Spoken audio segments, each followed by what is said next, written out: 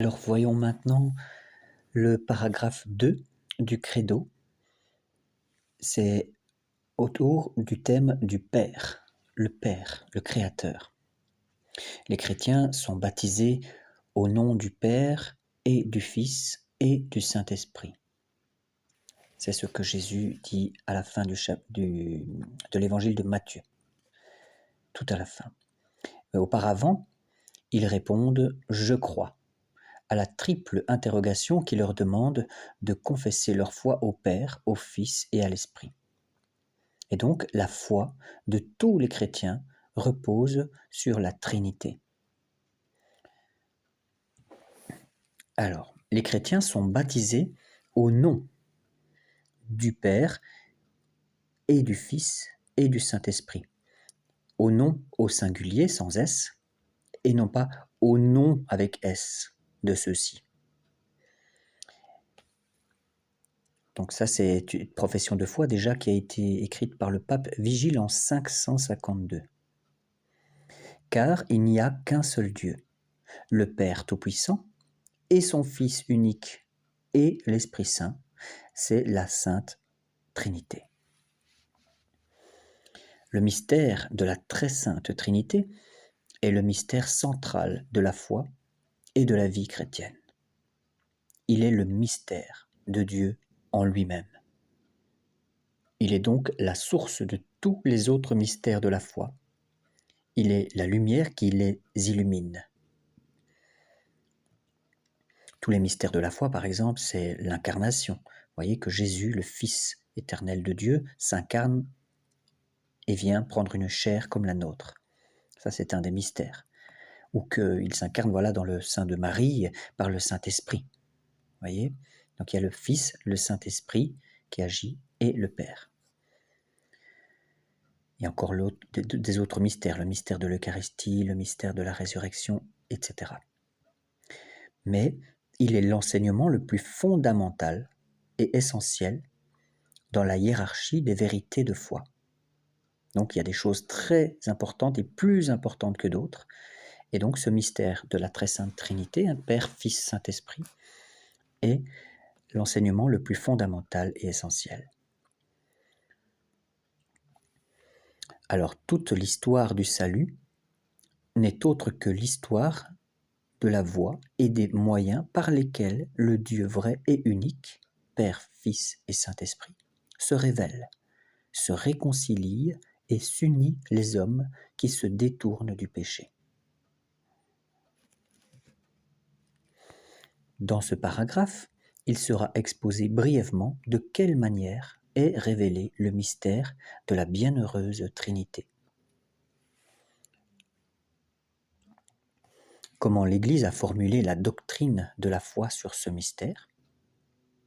Et enfin, comment, par les missions divines du Fils et de l'Esprit Saint, comment Dieu le Père réalise son plan bienveillant de création, de rédemption, donc c'est-à-dire de rachat, et de sanctification, c'est-à-dire de sainteté.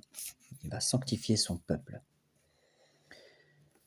Alors nous avions une citation ici, plus haut, qui était quand même tirée de Tertullien, un père de l'Église. Ensuite, les pères de l'Église distinguent entre la théologia et l'oikonomia.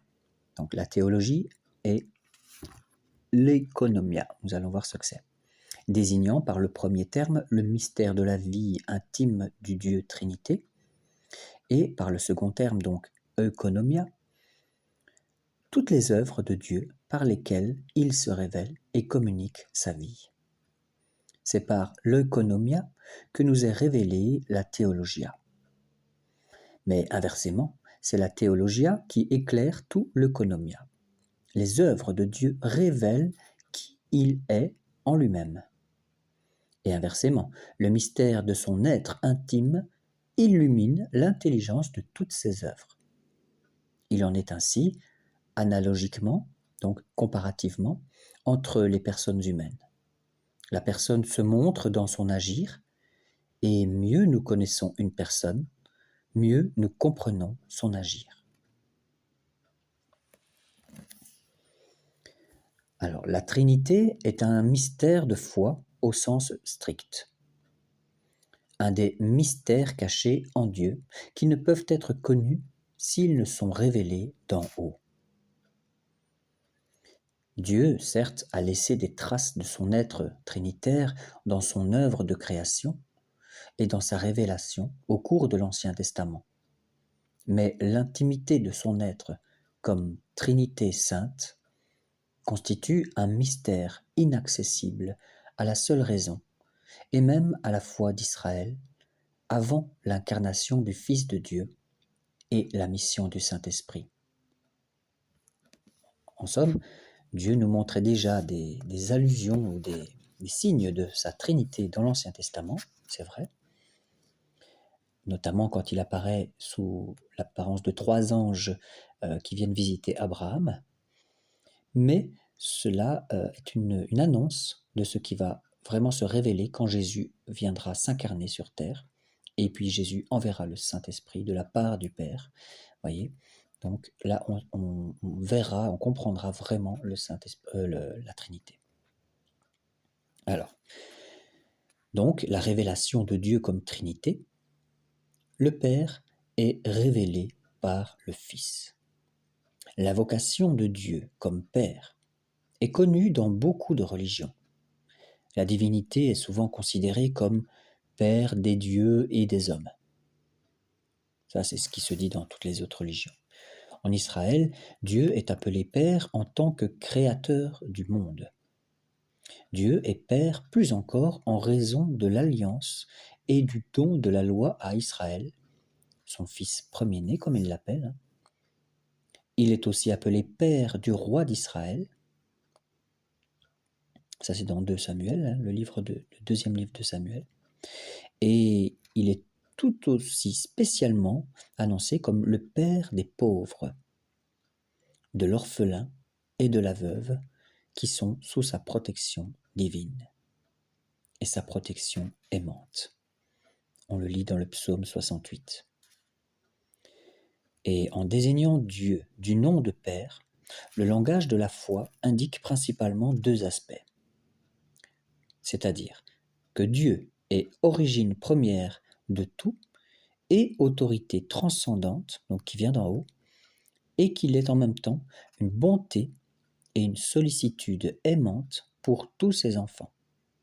Donc il n'est pas seulement une autorité supra au-dessus de tout qui aurait pas de sensibilité envers ses créatures, mais au contraire, il est un père en ce qu'il est plein de bonté et plein d'amour envers ses enfants. Et cette tendresse parentale de Dieu peut aussi être exprimée par l'image de la maternité, notamment. On voit ça dans le prophète Ésaïe aussi, au chapitre 66. Cette maternité qui indique davantage l'immanence de Dieu, c'est-à-dire qu'il se fait proche de nous, qu'il vient en nous même, cette intimité entre Dieu et sa créature. Le langage de la foi puise ainsi dans l'expérience humaine des parents, qui sont d'une certaine façon les premiers représentants de Dieu pour l'homme. Mais cette expérience dit aussi que les parents humains sont faillibles et qu'ils peuvent défigurer le visage de la paternité ou de la maternité. Il convient alors de rappeler que Dieu transcende l'indistinction humaine des sexes, c'est-à-dire qu'il n'est ni homme ni femme, entre guillemets, mais il est au-dessus de ces dimensions. Il n'est ni homme ni femme, je le disais, il est Dieu. Il transcende aussi la paternité et la maternité humaine, tout en étant l'origine et la mesure. Et personne n'est père comme l'est Dieu.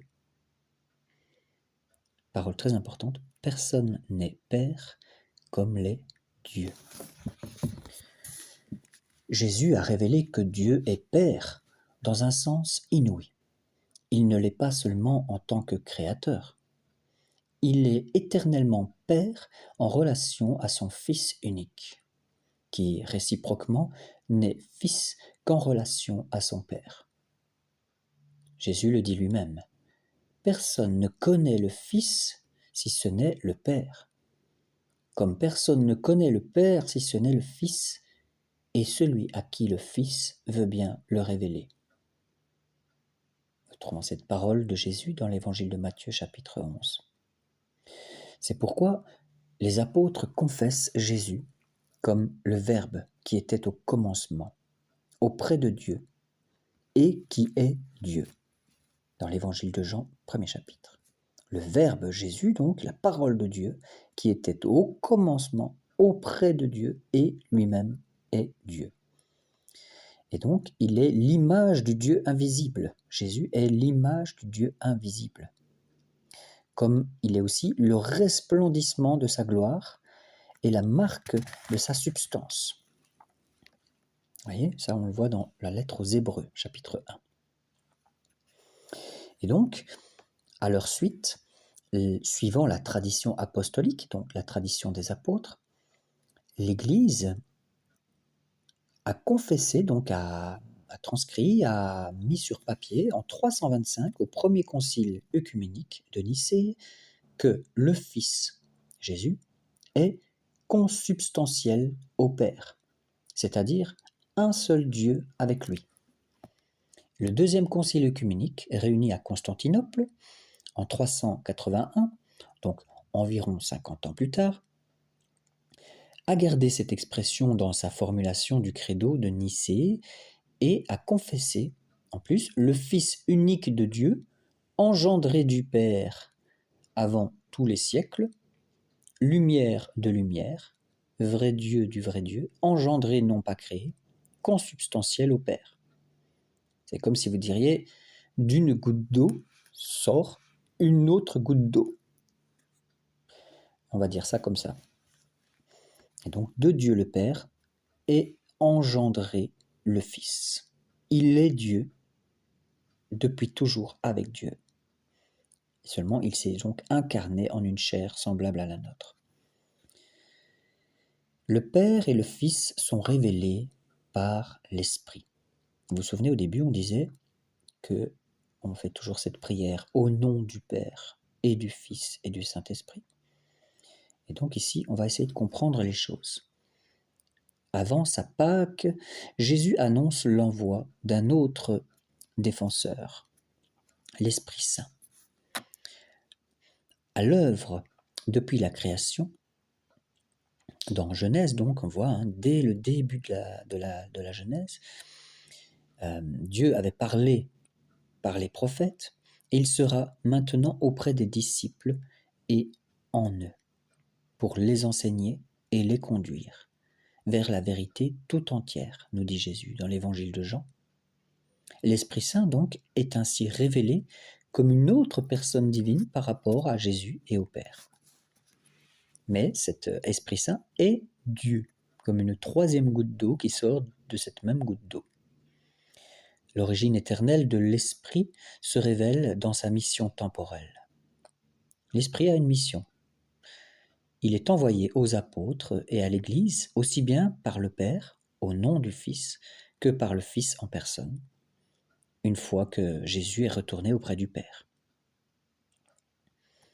L'envoi de la personne de l'Esprit, après que Jésus soit remonté vers le Père, eh bien cet envoi révèle en plénitude le mystère de la Sainte Trinité. Donc Jésus avait dit « Je ne vous laisserai pas orphelins, mais lorsque je serai remonté vers mon Père, je vous enverrai l'Esprit Saint qui vous enseignera toute la vérité de ce que je vous ai enseigné, qui vous rappellera tout ce que je vous ai enseigné. » Et ce Saint-Esprit, actuellement, depuis l'ascension de Jésus, est en nous, en tout cas dans ceux qui croient. Puis la foi apostolique, donc la foi des apôtres concernant l'Esprit, a été confessée par le deuxième concile œcuménique en 381 à Constantinople, et il est écrit dans ce credo « Nous croyons dans l'Esprit Saint qui est Seigneur et qui donne la vie, il procède du Père. » L'Église reconnaît par là le Père comme la source et l'origine de toute la divinité, et l'origine éternelle de l'Esprit Saint n'est cependant pas sans lien avec celle du Fils. Car l'Esprit Saint, qui est la troisième personne de la Trinité, est Dieu un et égal au Père et au Fils, de même substance et aussi de même nature. Cependant, on ne dit pas qu'il est seulement l'Esprit du Père, mais il est à la fois l'Esprit du Père et l'Esprit du Fils. Ça a été défini dans le Concile de Tolède en l'an 675. Le credo du Concile de Constantinople de l'Église confesse « Avec le Père et le Fils, il reçoit même adoration et même gloire ».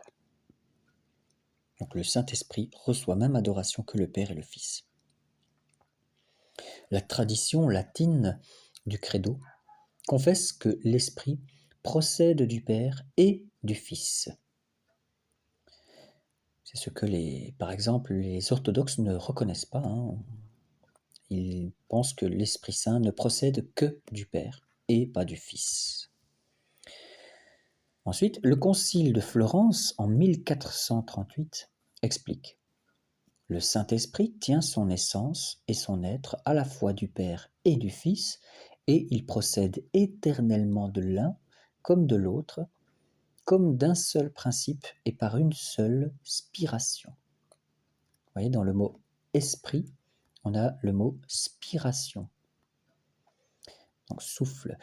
Et parce que tout ce qui est au Père, le Père lui-même l'a donné à son Fils unique en l'engendrant, à l'exception de son être de Père.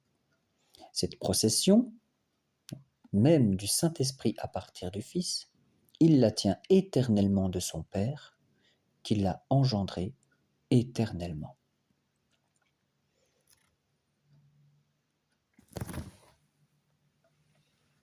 Alors nous continuons.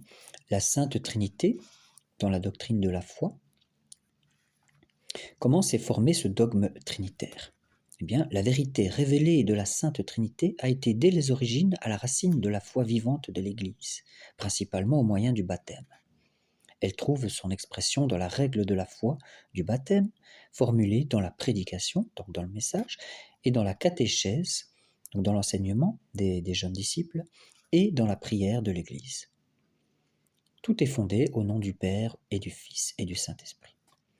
De telles formulations se trouvent déjà dans les écrits apostoliques, comme en témoigne cette salutation reprise dans la liturgie eucharistique. Par exemple, dans la deuxième lettre aux Corinthiens, chapitre 13, nous voyons qu'il est écrit « La grâce du Seigneur Jésus-Christ, l'amour de Dieu et la communion du Saint-Esprit soient avec vous tous. » C'est Paul qui écrit aux Corinthiens. Il y a encore deux autres citations, en 1 Corinthiens 12 et Éphésiens 4. Alors, au cours des premiers siècles, l'Église a cherché à formuler plus explicitement sa foi trinitaire, tant pour approfondir sa propre intelligence de la foi que pour la défendre contre des erreurs qui la déformaient. Ce fut l'œuvre des conciles anciens, aidés par le travail théologique des pères de l'Église et soutenus par le sens de la foi du peuple chrétien.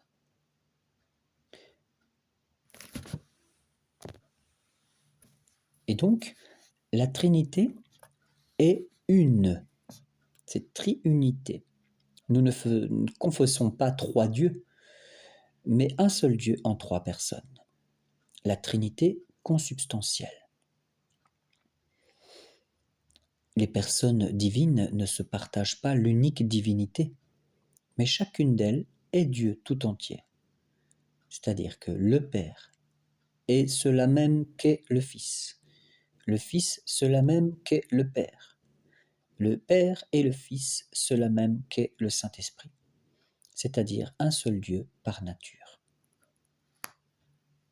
Concile de Tolède en 675. Chacune des trois personnes est cette réalité, c'est-à-dire cette substance, l'essence ou la nature divine. Concile de Latran, 1215. Alors, les personnes divines sont réellement distinctes entre elles. Dieu est unique, mais non pas solitaire. Père, Fils, Esprit Saint, ne sont pas simplement des noms désignant des modalités de l'être divin, car ils sont réellement distincts entre eux. Celui-ci qui est le Fils n'est pas le Père, et celui qui est le Père n'est pas le Fils, ni le Saint-Esprit n'est celui qui est le Père ou le Fils. Ils sont distincts entre eux par leur relation d'origine. C'est le Père qui engendre, le Fils qui est engendré, et le Saint-Esprit qui procède. L'unité divine est trine.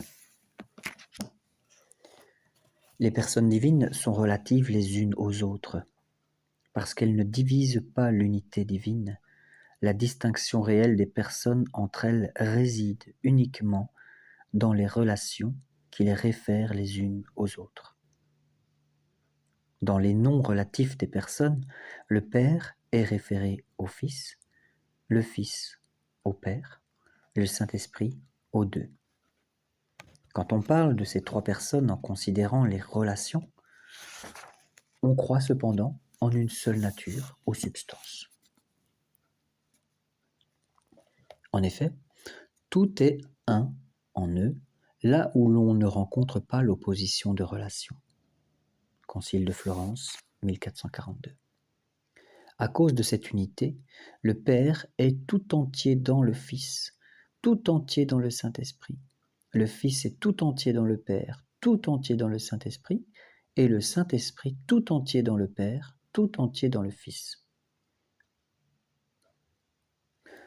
Au catéchumène de Constantinople, donc ceux qui se préparent au baptême, saint Grégoire de Naziance, que l'on appelle aussi le théologien, il confie ce résumé de la foi trinitaire.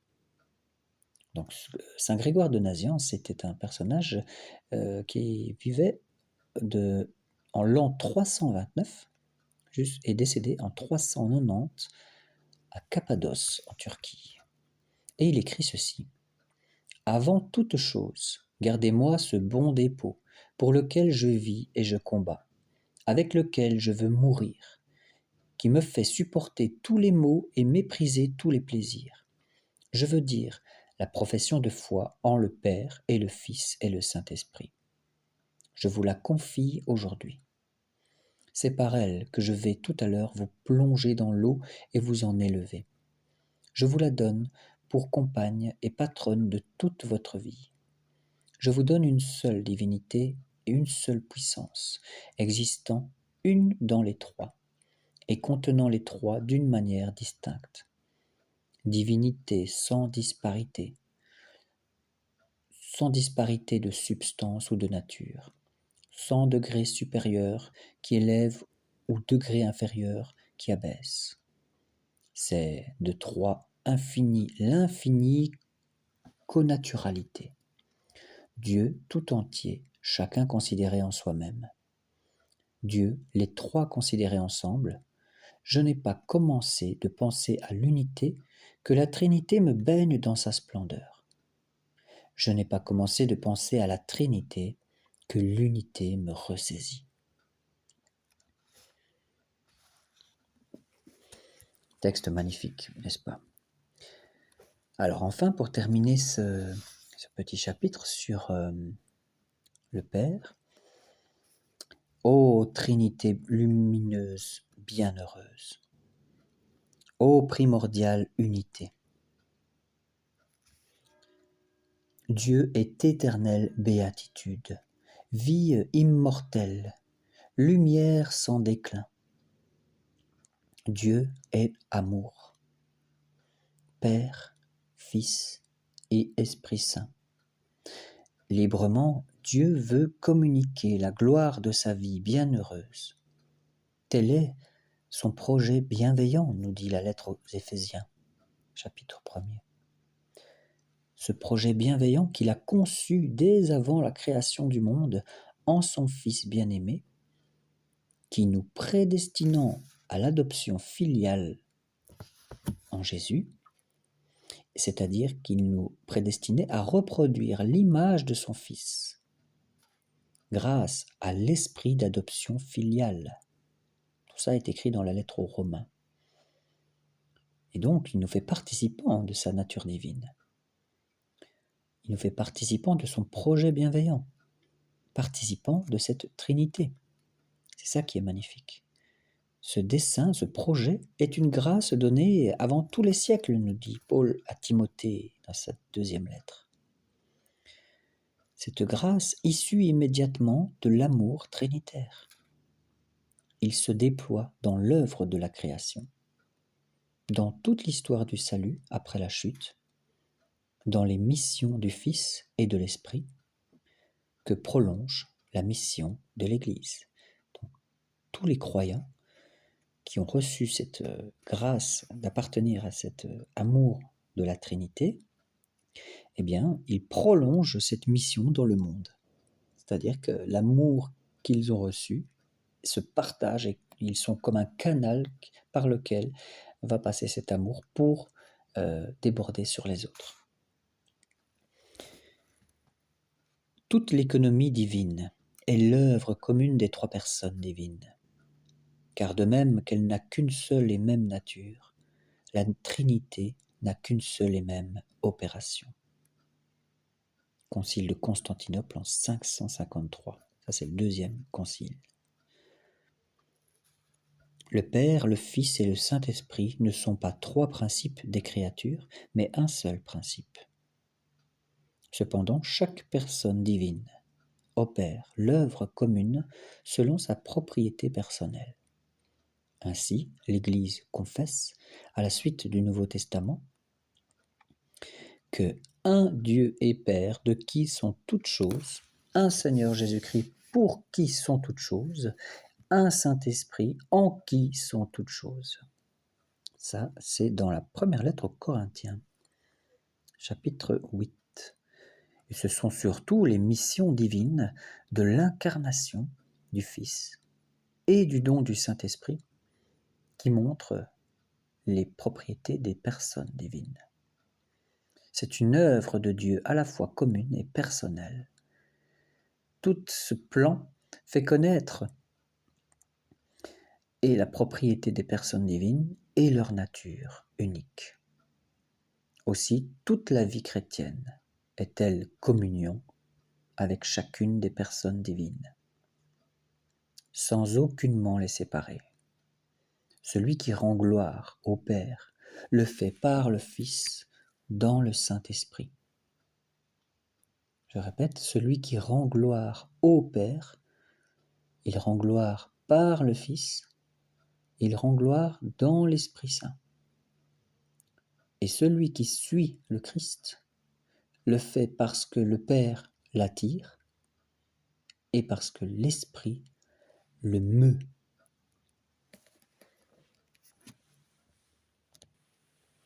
Ça veut dire cet esprit qui nous fait agir. La fin ultime de toute l'économie divine, c'est l'entrée des créatures dans l'unité parfaite de la bienheureuse Trinité. On voit ça dans la prière de Jésus dans le chapitre 17 de l'évangile de Jean, une prière magnifique. Mais dès maintenant, nous sommes appelés à être habités par la très sainte Trinité. Jésus dit, « Si quelqu'un m'aime, il gardera ma parole, et mon Père l'aimera, et nous viendrons à lui, et nous ferons chez lui notre demeure. » Et il y a une prière de la bienheureuse Élisabeth de la Trinité qui dit ceci, « Ô mon Dieu, Trinité que j'adore, aidez-moi à m'oublier entièrement pour m'établir en vous, immobile et paisible comme si déjà mon âme était dans l'éternité. Que rien ne puisse troubler ma paix, ni me faire sortir de vous, ô mon immuable, mais que chaque minute m'emporte plus loin dans la profondeur de votre mystère. Pacifiez mon âme, faites-en votre ciel, votre demeure aimée et le lieu de votre repos. Que je ne vous y laisse jamais seul, mais que je sois là, tout entière, toute éveillée en ma foi, toute adorante, toute livrée à votre action créatrice. En conclusion, le mystère de la très sainte Trinité est le mystère central de la foi et de la vie chrétienne. Dieu seul peut nous en donner la connaissance en se révélant comme Père, Fils et Saint-Esprit. Puis, l'incarnation de Jésus, le Fils de Dieu, révèle que Dieu est le Père éternel et que le Fils est consubstantiel au Père, c'est-à-dire qu'il est en lui et avec lui le même Dieu unique. Ensuite, la mission du Saint-Esprit, envoyé par le Père au nom du Fils et par le Fils d'auprès du Père, révèle qu'il est avec eux le même Dieu unique. Avec le Père et le Fils, il reçoit même adoration et même gloire. Le Saint-Esprit procède du Père en tant que source première et, par le don éternel de celui-ci au Fils, il procède du Père et du Fils en communion. Ça, c'était saint Augustin dans son sermon sur la Trinité. Enfin, par la grâce du baptême, au nom du Père et du Fils et du Saint-Esprit, nous sommes appelés à partager la vie de la bienheureuse Trinité, ici-bas, dans l'obscurité de la foi, certes, et au-delà de la mort, dans la lumière éternelle. La foi catholique consiste en ceci: vénérer un seul Dieu dans la Trinité et la Trinité dans l'unité, sans confondre les personnes, sans diviser la substance, car autre est la personne du Père, autre celle du Fils, autre celle de l'Esprit, mais du Père, du Fils et de l'Esprit Saint, une est la divinité, égale la gloire, coéternelle la majesté. Inséparables dans ce qu'elles sont, les personnes divines sont aussi inséparables dans ce qu'elles font. Mais dans l'unique opération divine, chacune manifeste ce qui lui est propre dans la Trinité, surtout dans les missions divines de l'incarnation du Fils et du don du Saint-Esprit. Merci de m'avoir écouté. J'espère que vous avez fait une bonne lecture. Ce n'était pas chose évidente, mais je vous invite à réécouter cette vidéo, car c'est très profond de peser les mots qui ont été utilisés. Voilà. Que Dieu vous bénisse et que sa paix soit toujours avec vous. Au nom du Père, du Fils et du Saint-Esprit. Amen.